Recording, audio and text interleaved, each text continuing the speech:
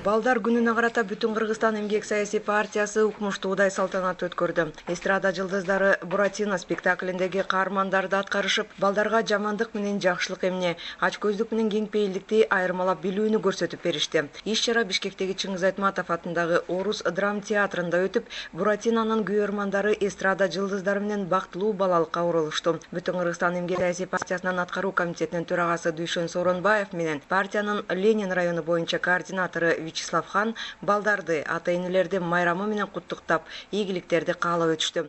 Саламатсыздарбы, урматтуу ата-энелер, көрөрмөндөр. Ата-эненин эң эле жакшы тилегиши болот турбайбы?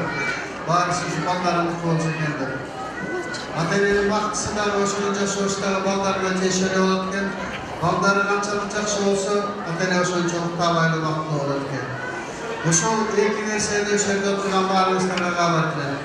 Анан ичинеги бөлөктөрдө болсо, ошо кыргызга кызмат кылган, кыргыз элин тааныткан уулубуздардан болуп, элине кызмат кылган уулубуздардан болушун тилектешмин. В этот праздник, праздник детства, добра и солнца, мы подарили нашим детям эту сказку. Все мы, кто здесь сидим, дети, взрослые, сегодня в этот мир, неспокойный мир, когда мир высоких технологий, окунулись немножко, всего на короткий срок в мир сказки. И это прекрасно, потому что все мы, даже взрослые, всегда остаемся детьми и с удовольствием смотрим такие сказки. Большое спасибо вам!